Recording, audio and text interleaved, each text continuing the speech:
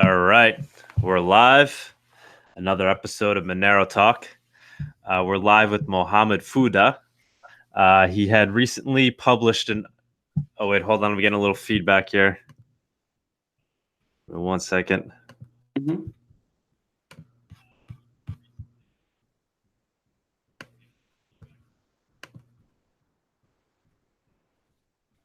There we go. All right. So yeah, he had Mohammed. You recently published an article. Is that correct? Basically, kind of giving your quick analysis of the privacycoin space, talking about Mimblewimble and the coins that have been launched from Mimblewimble, Grin and Beam, and then obviously, I guess comparing those to the well-known players in the space, particularly Monero and Zcash. So I just thought it'd be nice to talk to you. I know it took some time to get you on. The article is a little old, but the information is still certainly relevant. And just be nice to kind of get your background and talk to you, and I guess get into the particulars of the article. So if you want to give us a quick background, I know you have a PhD in something. So in addition to being a guy on the internet that's writing articles about crypto, I think you actually have kind of a real profession. Okay, good. Thanks, Douglas, for having me. So my name is Mohamed Fouda, as you mentioned. As you mentioned, also I have a PhD in electrical engineering. My focus actually was around the hardware design of chips. So like I did a lot of work in designing of digital chips using like FPGAs and ASICs. Of course, the Monero community knows ASICs pretty well. So this is actually my job. I finished my PhD from Northwestern, and you can tell I have been involved in the crypto space since 2015, mainly from research point of view. Like I was fascinated by this kind of Bitcoin technology. What is that? Spent 6 months just reading about Bitcoin and how it works. After that, I worked with a couple other researchers to like do some investments, angel investments, and like seed investment in the space. And our philosophy was pretty simple. We look into project and we see if this project makes sense from a technical point of view. And then if we convince it of the technology, we make investments. This company was called Z Capital, but now I am working with a different group of people, probably known in the space, called Token Daily. So now I'm doing research with Token Daily. Our goal is to educate the space and give the audience of the crypto space like good content and to highlight the good projects in the space. Very cool. Yeah, that's how we came across. I came across you through a Token Daily article that you had published. The Mimblewimble, the good and the bad. I think it was about 5 months ago. I'm looking at it right now. But I was impressed. It was, you boiled it down, you kept it to its simplicity, and you got to the point. And so that's why I thought it'd be nice to have you on, kind of as a quick explanation of what Mimblewimble is, and the coins that have been launched that are derived from it, and being able to, comparing those to Monero and Zcash. So what else have you, before we get into that, what else have you researched? How did you kind of, what was your first stint in the space? So you kind of said you kind of entered from the standpoint of a researcher. What were you looking at? Just Bitcoin in particular? I mostly keep an open view of the space. I have published a lot of articles about different topics on Medium. So like interested people can find my profile on Medium. It's just Fouda. And now I'm still publishing content, but now on Token Daily. We have now Token Daily Research, which is just a website focused on publishing research content. So I will give a couple examples. One of my most popular articles was around exchange tokens and why exchange tokens are a nice move in the space, because it is a closer thing you can get to an equity in an exchange, but without it being a real equity. So like correlated to the exchange performance, but you still can have the token without being an accredited investor or anything like that. Yeah, some of those are starting to do quite well right now, right?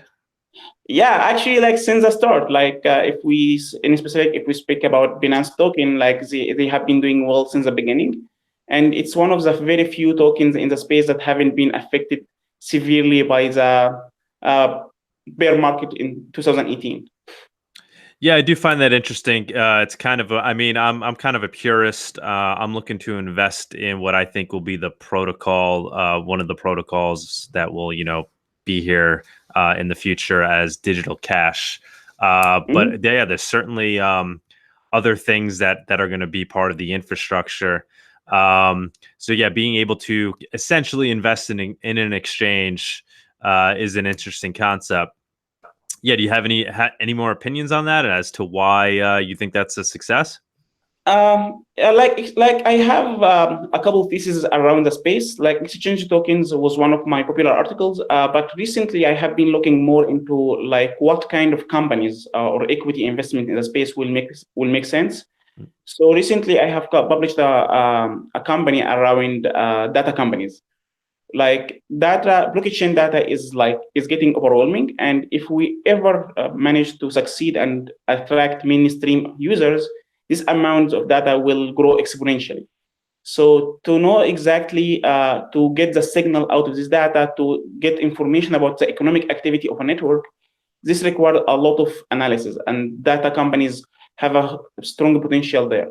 So this is one of my recent articles. But as I mentioned, like I try as an investor and as a researcher, I try to keep an open mind of the space and find the project that will make sense in the future.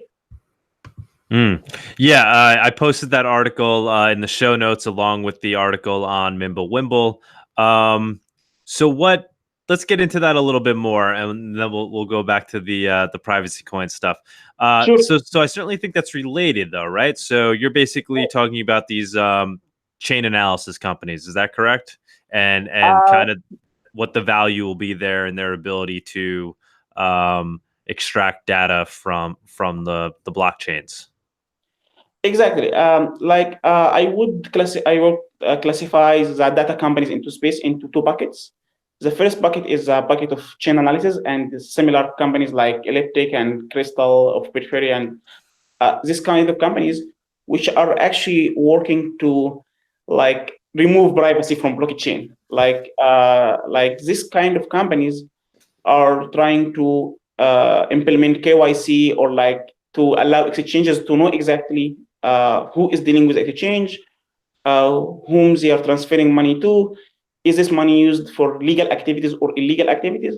So this is a big sector, and chain analysis is one of the leading player in this space. The other sector, which is more useful or interesting to me, is like the analysis of the blockchain data itself to extract some economic signal. Like if we want to know how much activity is being performed on the Bitcoin network or the any Ethereum network or any kind of network, this data is actually on the blockchain. So you can actually download the blockchain, perform data analytics, and extract this kind of signals. Yeah, I thought even recently. Are you familiar with Willy Woo? He's often on the Tone Vase show, and he was using one of his approaches to kind of analyze the movement of coins to determine if the bear market was in fact over. Um, Yeah, how does that then translate into the world of something like Monero, where none of this analysis exists? Uh, it's are a there completely different philosophy now. Like Monero adopts like this is a philosophy that you need blockchains to be public and like everyone can see everything, and from there you can deduct some signals. But Monero has a different philosophy, which is actually a good philosophy.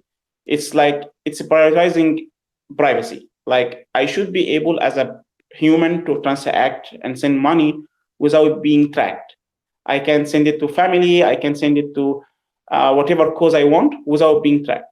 Of course, as every philosophy, it has good sides and bad sides. But in general, I believe that privacy is a right to every person. Yeah. We certainly talk about that on the show all the time, and I look at it in two ways. Privacy, like you're talking about, and then just fungibility. And ultimately, I look at it as digital cash, and that Mhm. the one that will win, or one of the ones that will be here, is the one that will perform most closely to pure digital cash. I mean, I ultimately see these things as a way to transfer data, right? To transfer basically data based on value, right? So a value transfer system, and one where every digit equals every other digit and it's purely fungible, I see as being kind of the purest form of that. So obviously in Bitcoin with these other coins, you have it's not that way. These things are transparent, and now you have this whole ecosystem building around it, these chain analysis companies. So in Monero, I mean, are we still going to see other types of analysis companies? I mean, what are they analyzing at that point? I mean, I know there'll always be some kind of metadata. That's kind of what I'm getting at. So where are we going to be with Monero and these data analysis companies? Are they just going to put their hands up and give up, and Monero is going to kind of be its own thing where there won't be any analysis, or is that going to be part of what they do? That's a good question, actually. I think for Monero and the other privacy coins, there is some kind of analysis you can perform. And this in specific is a kind of analysis that you can perform on the price, like price movement and like the volume of exchange of the Monero token. Also, because Monero at some needs to be traded on public exchanges, this actually takes off of its privacy, because once you deposit your Monero into an exchange, which has performed, of course, KYC and knows your identity, they tie this number of coins to you, and they can know, like, let's say this exchange has 1 million users, they know how much if each one of this million user holds of Monero. They cannot know how you spend your money once you withdraw your money out of the exchange, but there is some kind of analysis. I know this person now had this much coins and so on. So it's there, and this kind of analysis can be always performed. And I will not be surprised if chain analysis is getting this data and building some models around it. So it's a kind of a competition. Who wins this kind of competition? Of course, nothing will be 100% private as long as you want to go to a public exchange and use this kind of currencies. Okay, so that's an interesting way of looking at it. So obviously these companies are still going to be trying to analyze Monero, even if it just means kind of the on-ramps and the off-ramps, because people need to get their Monero from somewhere. Yeah. That's interesting. So what is your take on, so I know you said, you believe in the obviously these concepts of privacy and kind of giving people the liberty to do what they want with their money. But on a technical level, do you think that the coin or the technology that wins is going to be something that is most closely resembles digital cash? Do you look at it that way as well, or that's not a major concern of yours? Actually, if we look back to money is actually a social consensus, like what we agree to together as money, that's how we deal. So whether it's it has to be 100% fungible or not, that's up to this community to decide. And there will be always a dilemma here. If you have 100% privacy, you may feel conflicted if you know this money came out of a drug dealer or someone who is doing child porn. Your ethics can prevent you from assuming that this money is equivalent to each other money. But at the same time, privacy is valuable. You want to be able to send money on a charity without no one knowing that you spend this exact amount on a charity. So there will be always a dilemma. I don't expect either side of this debate to win completely, but I expect this debate to keep on going with more people recognizing the value of privacy over time. Mm-hmm. But I mean, with cash, you obviously have been, I'm sure you've dealt with cash in your life. You don't stop and think, I wonder if this, came from a drug dealer 5 transactions ago, or if somebody used this for a ransom, or if this was stolen from, you accept the cash, right?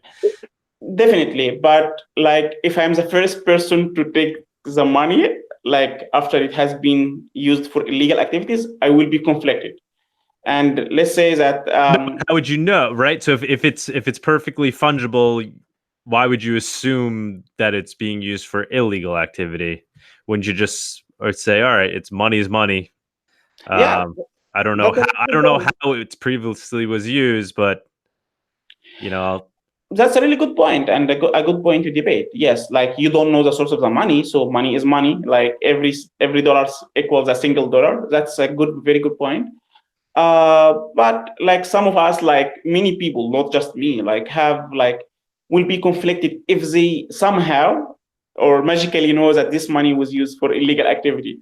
Like I wouldn't be happy to get $100 from if I know that this $100 was used as a payment for like prostitution or something like that. So it's like again, it's an ethical debate, and I right. don't think it will ever end. Right. Well, but that would be more of a problem with like with something like Bitcoin because you could be no, it could be said that hey, this money was used for this.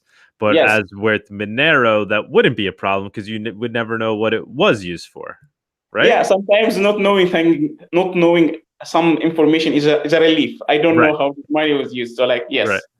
yes. So so these chain analysis companies. So where do you so like you said, you see it being used for a few things. Obviously, these companies are being hired by governments to go in and essentially do KYC or use the KYC AML information to then track things through the blockchain, and then also being used just to kind of analyze the blockchain to kind of guess where things are going in terms of the price of Bitcoin. I'm sure in the future they'll be used for other things like making larger predictions.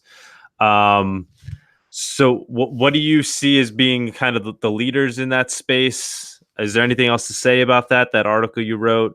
Any other big thoughts that came out of that? Yeah, of course. Like as a privacy coin, I think Monero by far is one of the most popular privacy coins. That's a social consensus. The Monero community is a huge community. From a technical standpoint, I see Zcash shielded transaction, not Zcash in general, because Zcash has these two types of transaction. I feel that Zcash, or from a technical perspective, I feel that the Zcash shielded transaction may have a little bit more better privacy guarantees. But I see like Grain and Wimble in general as a distant third, not just following Monero and Zcash. Monero and Zcash are the top tier. Grain, I would say, is a little bit lower tier. Okay. Um, yeah. So yeah, because I was asking you, continue to ask you about the blockchain analysis, but no, this is good. Let's talk about the privacy coins. So you see kind of Wimble as at being at the bottom of the list, in compared to Monero and Zcash in terms of how well it protects people's privacy. Yeah, that's like my main take of the article, Mhm. the Wimble article. Because it's not something bad about the coin, but it's the technical design. The technical design itself for Zcash and Monero offer, in my opinion, better privacy guarantees. Mm-hmm. And then so do you what are your other opinions on I guess Zcash? Um, so yeah, the theoretically the privacy is great if you're opting into the privacy feature, Mhm. but how about the fact that you have to opt in versus it being default? Yes. So this is interesting, and it will come back to the like philosophical debate whether what is money and what is fungibility, and is fungibility like a must for anything to be considered money. Zcash has this philosophical view that you have the optionality, like you can transact in a transparent way, you can transact in a private way, but you as a user have a functionality. Monero on the other side has okay, but if everyone in the space like has this optionality, like you actually compromise the privacy of people who want to be private. So to avoid that, let's make everything private, which is a great or like a logical design decision. Like you say, to protect the privacy of the people who want privacy, let's make everything private. Because if some of us is using transparent transactions, this will expose the privacy of the others. So this is a philosophical debate, and both sides have a good argument. So it's about the community. If the community favors like privacy, then they should use Monero. If the users prefer the optionality, they can use Zcash or any of its forks. Mm-hmm. So from the perspective of somebody who's, because you obviously kind of evaluate these, you evaluate them from the perspective of an investor as well, correct?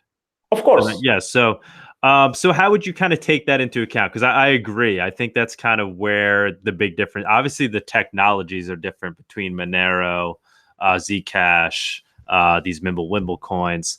But I think what really differentiates them, especially between Monero and Zcash, is this culture and the philosophy behind them.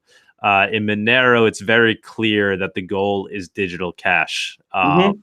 And that, whether they're here today, that's where they strive to be. They want to be completely fungible, completely private. One Monero equals one Monero. It's privacy by default. Whereas in Zcash, it's, for now at least, opt in. And the worry, they don't seem to be as concerned about the fungibility aspect. It's more like, if you want the feature of privacy, you could have that too. And the technology is going to be really good at doing that. So how do you factor that into your analysis? Somebody who's evaluating these things, where does that come into play? I mean, do you think that's an important feature? The fact that the community and ethos of the community is to be digital cash versus these other ones that are, trying to maybe do it, but it's not their priority. How's that factoring into your evaluation? It factors a lot actually, because as an investor, I like to invest in the tokens that will be everyone consensus that is money.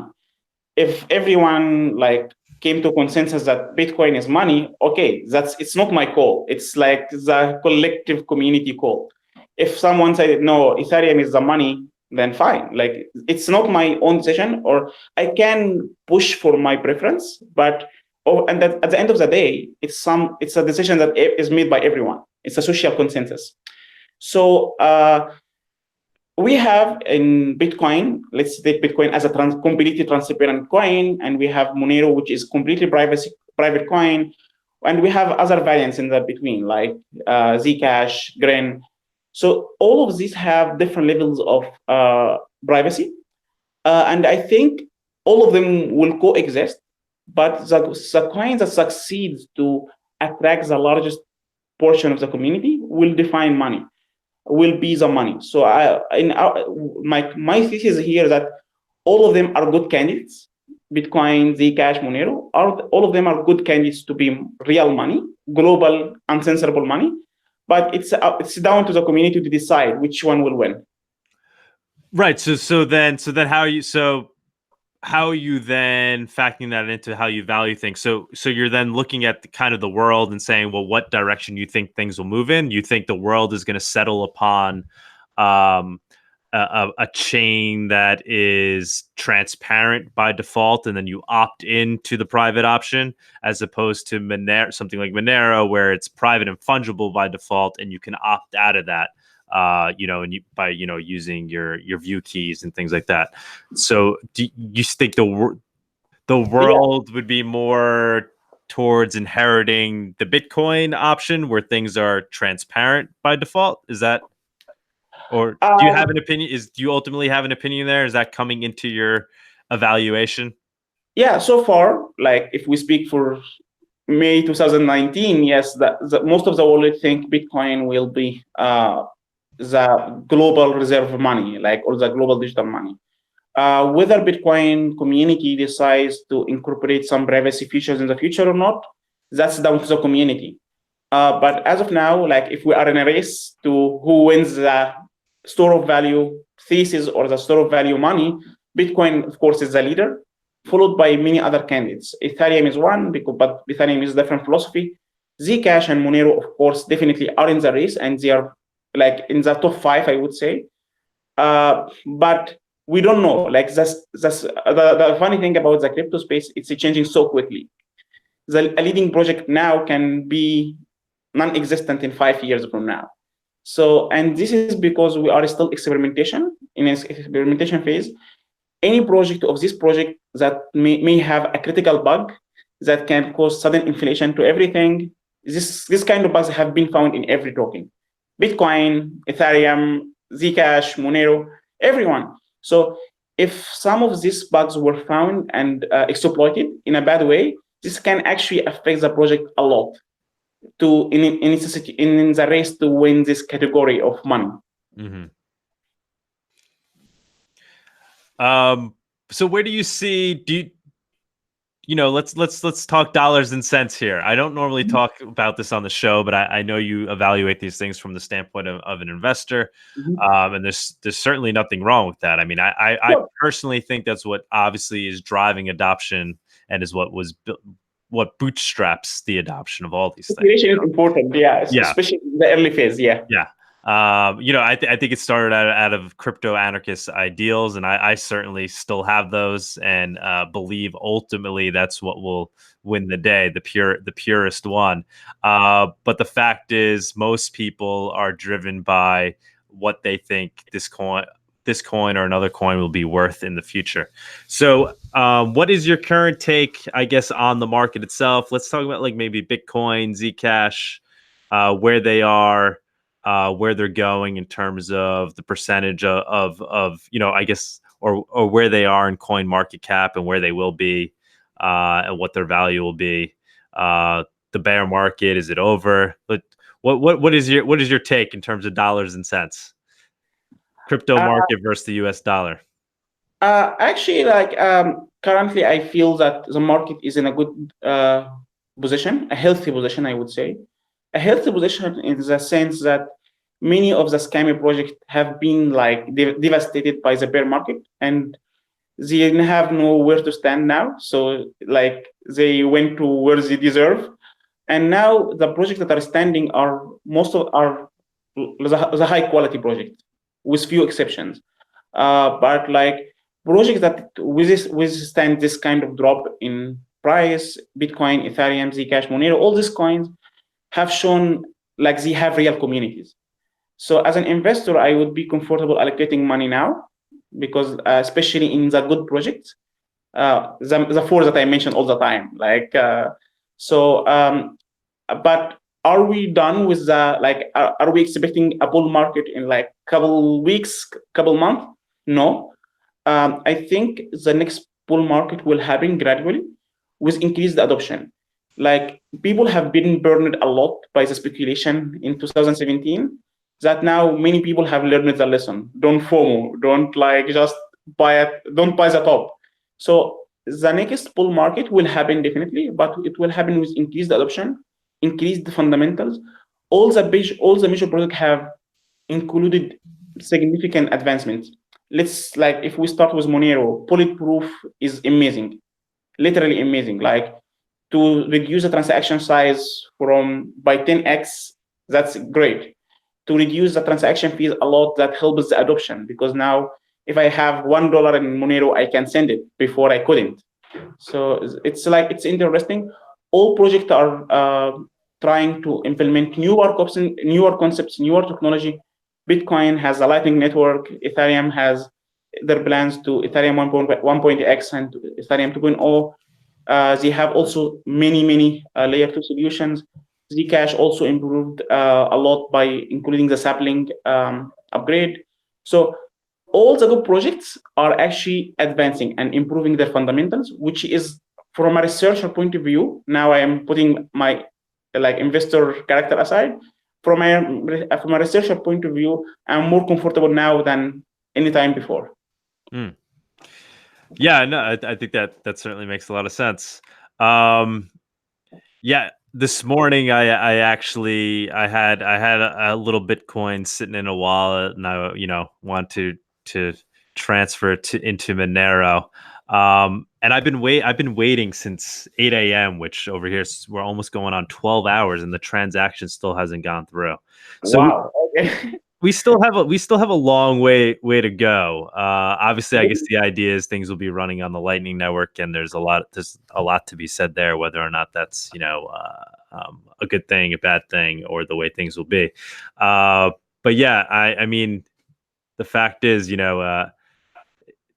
Bitcoin, the whole ecosystem has a long way to go. And yeah, that was just kind of an eye opener for me. I was like, wow, we're still at these, we're We still have this. not out of the woods yet. Exactly, exactly. That's, and actually, like, I would encourage anyone who wants to enter the crypto community or invest in the crypto community to always keep in mind that we're still very, very early. We're still in the experimentation phase. Don't get all your wealth into Bitcoin or Monero or whatever. Don't be reasonable. Like we're still experimenting. Yes, the potential is huge. So, but again, the risk is huge as well. Like a single bug, a single developer writing some lines of codes while he's asleep, like, can make a lot of damage. So, like, let's be cautious and let's be reasonable. That's my philosophy, at least. I gotta say though, when I do move some of the Bitcoin into Monero, I always get that good feeling of going from this transparent coin into the real deal. So whenever I get a little Bitcoin, I quickly move it into Monero.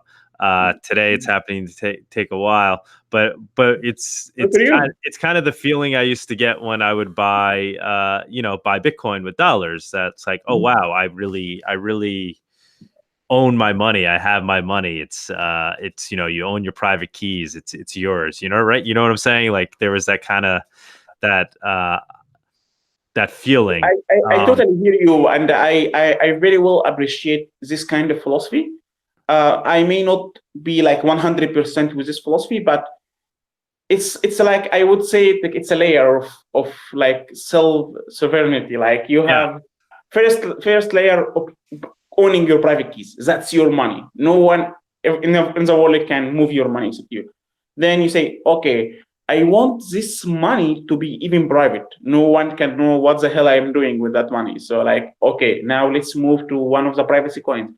And I definitely hope many people come to this kind of vision, because it will improve. Like, I think it will improve everyone's life. But it's like, this requires a lot of work. It requires your work as a investor, and like one, like a podcaster, like to show the community what is the advantage of Monero. It requires me as a researcher to write articles and educate the community what is the value, how to evaluate this project versus this project, and how to understand the conflict or the compromise. Can you hear me? Yeah. You're breaking up. I don't know if it's my internet or yours. You were breaking up for a minute. Okay. I think we're good though. Go ahead. Continue. Perfect. So are we good now? Yeah, okay. Continue where you were. You got cut off a little bit. If you could backtrack for about 10 seconds. Yeah. So what I was saying, that it's like, it's a big duty that all of us has to contribute to. Everyone has to do whatever it takes, or whatever he is able to do, to educate the adoption, like the mainstream users. Having, for the first step, we can jump immediately to the Monero privacy level, but I would prefer to take it in steps. First, own your money, have your own private key, and then when you are comfortable with owning your money, and you know the risks of owning your money, because if you lost your private key, it's done. When you are comfortable with this level of confidence, then you can move to the second level, which is, let's move to having completely private transactions. Like, you know the risks, you know that the money that you are receiving can be whatever, like it's fungible, so there is no limitation of the source of the money. So that's multiple level, and I think it's happening, but it will take time. Yeah, because it's abstract. I mean, when I first got into Bitcoin, and there were talks even then how Bitcoin is not fungible, how things can be blacklisted, but it didn't really it didn't really strike me that deeply. I didn't really care. I was like, all right, wow, so people can blacklist a coin, big deal. And then I forget what exactly the turning point was, but it's something here. I was like, well, that's a tremendous deal. Every transaction I make will forever be burnt into a transparent layer that can be seen forever and followed forever. And so, yeah, I agree. I think it's like first understand Bitcoin, understand the concept of owning your private keys. And then once you start moving this stuff around, then you realize, wait a minute, every time I send a transaction or somebody, I give somebody my public key for them to send me money, they now have access to view all transactions I've ever made, and they know how much money I have. Yeah, It's not something you know until you start using it, and then it's like, oh wait, how do I avoid that? Oh well, I could use Wasabi, or I could use these other things, and then eventually it's like, well, why not just opt move to over yeah, the one where it's never an issue? So I yeah. do think It has to be this way. Like it Yeah. cannot be the other way around. Like right, it's just the natural trajectory. And again, just to clarify, like I think this move is happening. Many people now value privacy more than ever because of what we see in the real world. We see Facebook hacks, we see credit bureaus hacks, and all this information is available on the dark web for whoever pays for it. So, like people are starting to understand the impact of privacy and privacy laws, and eventually they will come to, okay, we need a more private form of money. And then when you start using that, oh, now I want more privacy, so let's move to even privacy coin. So it's a gradual, humans doesn't change suddenly. Humans need like progression and like graduation. So but it's definitely happening. Mm-hmm. I do. I mean, I obviously call them privacy coins. You're calling, because we need these terms of art to discuss things. But I mean, I don't think they should even be labeled as privacy coins. I think they should be labeled as, I think that the label should be digital cash, is the way I look at it, and then seeing which ones fall within that category. But that's a good argument. But like privacy coin on its own is a positive term. That is a coin that maintain your privacy. So like I see nothing wrong with that. It's actually what you are aiming for, or what we are aiming for. Mm-hmm. All right. So yeah, do you want to talk about? So I think we pretty much covered the two articles pretty well. But should we go into Mimblewimble a little bit more? Is there anything else to talk there? Because that's kind of unique. We don't talk about it much on this show. Do you follow it? Have you been following Grin and Beam? Yeah, of course. I would prefer to speak about Grin. I have been following Grin more than a Beam, but I will start by discussing the Mimblewimble protocol itself. Mimblewimble was when it first proposed, it was proposed as an improvement to privacy in Bitcoin. So some anonymous developer came up with the idea, okay, we can actually do a very simple trick to completely hide the amount transacted. So we may know that X sent money to Y, but we don't know how much money X sent to Y. And this is by implementing what they call interactive transaction. So instead of me publishing a transaction on the blockchain saying, I want to send Douglas 5 Bitcoins, no, I will reach to Douglas and say, I will send you some money. And you say, okay, I will receive the money. And then we collectively sign a transaction that I sent you some money. But no one else outside of both of us know what happened or what amount of coin is there. So this was the idea of Mimblewimble, and it's actually as simple as that. The technicalities of how to cryptographically do that is a bit more detailed, but this is a high-level idea, and it's enough to understand how Mimblewimble works. So any coin that is implemented in Mimblewimble will require this kind of interaction to happen. And this interaction on itself can actually take out some privacy. Because now if I need to send money to you, I have to either send you a file, which you process and send it back to me. So I have to know one of your email, your social contact, or whatever medium I need to send you the file. Or you can give me an IP address that I can use to send you the transaction, and automatically your node will sign the transaction and send it back to me. So this interactivity is interesting, I would say. It gives you more confidence because you are not sending money into the void, but I have to know you. I have to decide that I want to interact with you and you in specific. So this actually takes part of the privacy that Mimblewimble achieves.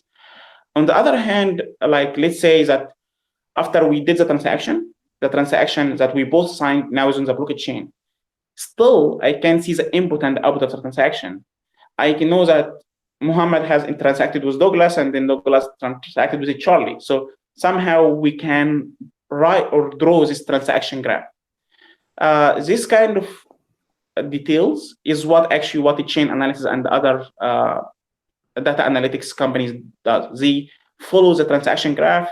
They know that the money that was sent from Coinbase were sent to Binance and someone did this transaction. And if they know the person name, they know Muhammad has sent money from Coinbase to Binance. So this is how Mimblewimble works. And this is like technically very different from Bitcoin, from Monero and Zcash. Monero like uses some interesting techniques. Of course, you know them, all of them, and you have great developers coming to your show to discuss these techniques. But on the high level, like Monero uses ring signatures to hide who sends the money. The protocol pulls some other signatures from a blockchain to hide who signed the transaction, and then we use confidential transaction to hide the money, the amount of transaction, and still addresses are used to hide who received the money. So these are three different technologies, but collectively they make Monero's transaction collectively. That's one way to do it. The third way is the Zcash one, which is okay, write your transaction, you have an address and everything, but before the transaction leaves your node, we'll encrypt everything. Like it will be a black box. We just put some random data on the blockchain, but the blockchain understands this random data and can know that Y X sent to Y some money, but I don't know X, I don't know Y, I don't know how much money. So actually, these are three different technologies, and it's hard to compare them actually, or hard to say, okay, this is better than this. So it's mainly subjective. In my opinion, I see Zcash and Monero number 1 and 2, and then Mimblewimble coins are number 3. Mm-hmm. Yeah, for Mimblewimble, I mean that this concept that both the sender and the receiver have to kind of be live and on the network at the same time. It's kind of hard to picture how that's going to work. I mean, that's kind of similar to Lightning Network too, right? I mean, isn't that one of the like I would speak again about Gren. Gren has 2 modes. Mm-hmm. If you are not on the network, that's fine. I will send you a file. When you are offline, I will send to your email a file that you have to sign and send back to me. So it's not necessary that we have to be online at the same transaction at the same moment of time, but there must be some interaction going on between. I will send you a file, right, to establish the connection. Okay. The other way, which requires the IP address, that's you have to be online to receive a transaction. So this one requires both parties to be online. Lightning starts with that, like Lightning Network in the beginning. Both parties have to be online, but eventually these restrictions are being released. By being released, because as a network, we can guarantee that this node has received some money, but it's still working. Like Lightning is even more experimental than Bitcoin. So, and I think if it succeeded, it will be adopted by many other coins that use the same Bitcoin code base. Who knows? Maybe Monero in 10 years will use something that is built on Lightning Network, but also maintains the privacy. The technology of in the crypto space is amazing, and it's really a joy to just follow all this technical development and try to extrapolate. Okay, can Lightning be used in Monero? In principle, yes. Will it happen soon? Not soon, but it may happen. So there is a lot of optionality here. Have you sent any Grin transactions? Yeah, of course. I'm a researcher at the end of the day, and if I haven't tried doing stuff myself, I cannot judge for it. It will be as if sitting in an ivory tower. So it's the current version of Grin is of course less user friendly because you have to have a node or have a specific wallet that can actually interact with the network. So it resembles like the old days of Bitcoin and old days of Monero, but they still have some work to do here. And so, I mean, there kind of was that excitement building up to its launch. So I guess that's kind of settled down a bit since. So yeah, where do you see Grin going? I mean, it's not a project that's going away. It's something that people are actively working on. That's going to. You think it's here to stay, Grin? It's hard to say, but I don't see any project going away. Why? Because if a single node all over the world is running Grin, it's not going away. It's not going away. But honestly, I can see Grin has a good community. They have people who have believe in the vision. Because of multiple factors, not just privacy. There is a lot of factors that were like fair launch, like Monero, the ability of deciding like a long-term monetary policy, like we will issue 60 Grin per minute all over the history. That's stuff that many people are excited about. That's why scalability, I would say, is the biggest, right, for Grin. Yeah, scalability is of course because now when you can apply some techniques that I discussed in the article, like cut through, where you can actually reduce the size of the blockchain, and eventually we can find some ways to reduce the blockchain size to the level that you can run a full node on your mobile handset. So that's interesting, and actually this is a goal. If we can eventually run Bitcoin or Monero or whatever protocol in every full node, this actually is the highest level of controlling your money, because your node connects in a peer-to-peer fashion with all the other nodes all over the world, and you are sure that your transactions are correct and valid.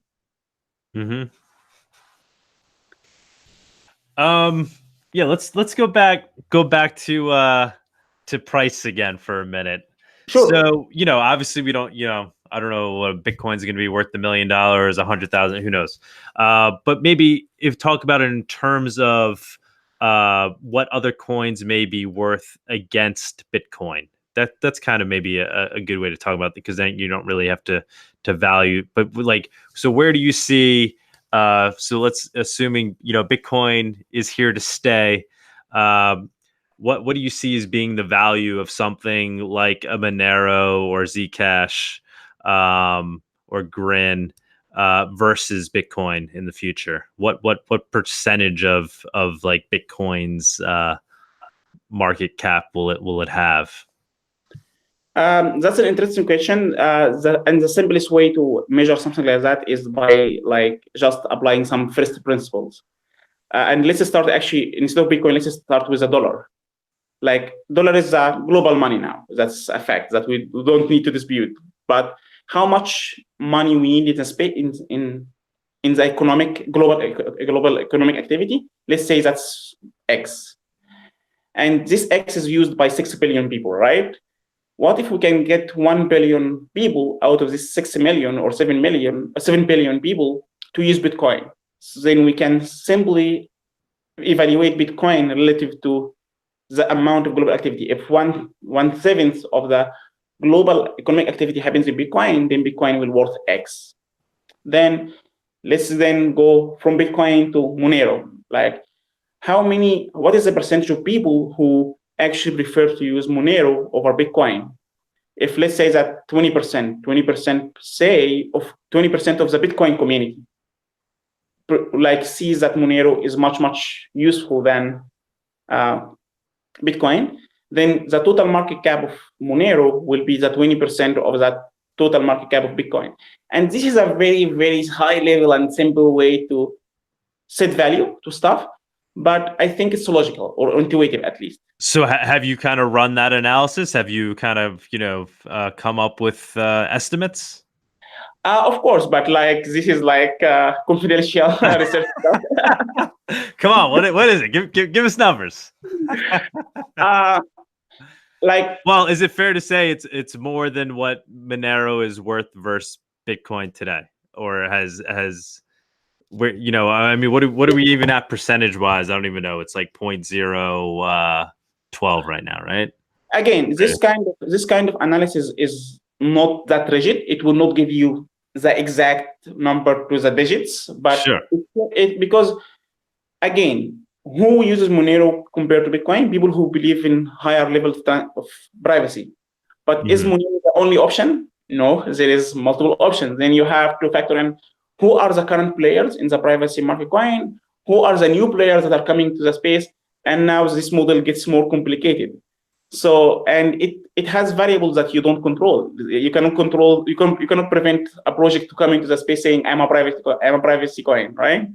So, but yes, I see that there is a potential upside for Monero or privacy coin in general relative to Bitcoin, but it's like contingent or like depends on Bitcoin's success to attract more mainstream users. Because you take from the pool of Bitcoin users, right?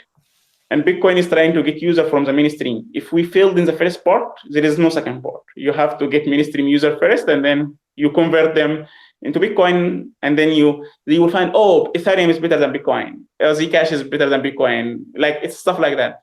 And I don't claim to see the future or know the future, but it's all probabilistic stuff. We set probabilities to everything. Yeah. I mean, like I said, I normally don't even ask these questions, but I know you do evaluate these things, so I thought it'd be interesting. I personally, as I'm sure you can imagine, I take kind of a different take on it. I mean, my real simple analysis is just which one is performing like digital cash. I see the invention of Bitcoin, Satoshi's white paper, the whole deal. I feel like it was the invention is censorship resistant value transfer system.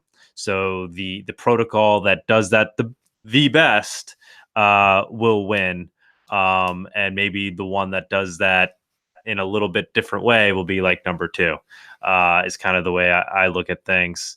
So as crazy as it sounds, I see Monero as a competitor against Bitcoin itself. I know a lot of people don't like to talk about it that way, even in the Monero community.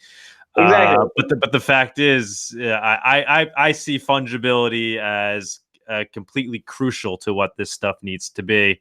Otherwise, you may as well be using PayPal or Venmo or something, and it doesn't really serve a purpose. We don't need millions of computers around the world crunching numbers if we're just sending stuff that can be censored or that's not private. There's no point to it. So I mean that's the way I look at it. And then like it's a very logical way and very like it has a good merit. So like I wouldn't argue against that, but it's again it's not up to me. It's not up to you. It's up to the community who comes to consensus. As a community, we prefer that. Yeah, no, I like you've kind of opened my mind a little bit too in terms of thinking it in terms of what ultimately will be accepted and what people will want. Whether or not that is the most ideal form of money may not be the case. It's where we settle upon. So that's an interesting way of looking at it. But I do think the ideal just because it why not, right? I mean, it's technology seems to always move in that direction. The best form usually wins, especially with with things like protocols. Well, I mean, I guess you could say it's not always the best form, but the it's a good debate. Every one of us has to push for what we see the best, and it's what I like most about this space. And sometimes it hurts me to see the opposite happening. That we are an open community. We are debating ideas in an open forum. Like you have your idea, I have my idea, but we try to negotiate it and come to understand each other's viewpoint. It hurts me when someone adopts okay, Bitcoin is a thing and everything else is a scam. No way. Monero is not a scam. Ethereum is not a scam. Maximalism will not solve anything. You have to understand the viewpoint. Maybe Bitcoin can borrow ideas from Monero or from Ethereum or from whatever. And we shouldn't be fighting while we still have a bigger uphill battle, which is getting mainstream adoption. Yeah, I mean, people that are kind of stuck in their ways and aren't open to new ideas. I mean, I just don't see how they could possibly be that way, considering this stuff didn't even exist 10 years ago. And and anybody that had that thinking then are the people that didn't get into Bitcoin. I mean, you had to have the open mind to realize that things can change, and that this stuff is just a science experiment, and we're still trying to figure out which one or which ones will be here in the future. Yeah, this has been a great talk, Mohamed. We already kind of hit an hour. I'll let you go. Yeah, thank you so much. I enjoyed our discussion. It was one of the interesting discussions that I had in a while. So thanks for having me. Yeah, maybe we could chat again in the future. Where are you located, if you don't mind me asking? Currently, I'm in San Francisco, but my base is actually in Chicago. So, but working with Token Daily, we kind of move a lot. So we hit New York at least once a month, San Francisco between 1 and 2 times a month. Okay. So we move a lot. Let me know when you're in New York. Are you coming to Consensus or the Magical Crypto Conference? Yeah, I will be in New York between the 14th and the 16th. I will try to expand this window a little bit to be able to meet with many people that I'd like to meet. So, but what is confirmed now is between the 14th and 16th. Okay. Yeah, we have Magical Crypto Conference is the 11th and the 12th. Okay. And then Consensus is that week. Yeah, I will try to hit New York early, to see if I whom I can meet. I like to get to know more people in the space even better, because so far I have been focused on research, communicating through articles, but having personal discussions is even better. Yeah, we're having the Monero. We have a Monero party. We had one last year. The New York meetup, Monero meetup, throws a Monero party. So that's going to be on the 13th this year. If you're around, that'd be great. It's okay. A good scene. I will let you know definitely. If I'm around there, I will let you know. Yeah, Fluffy Pony and friends will be there. If you can send me the details, and I will try to make it. I'd like to I have some friends who are hardcore Monero fans, and they don't accept anything but Monero, but I like their ideas, and they are very, very good people. Yeah, it's actually a pretty cool party. It's like an underground cocktail party. So we kind of try to maintain the Monero vibe. We keep it private and secret. Okay. Yeah, no, it's very cool. I'll send you the info. Okay, thank you so much. Yeah, hope to meet you, man. Have a good one. Okay, yeah, you too. Bye. So long.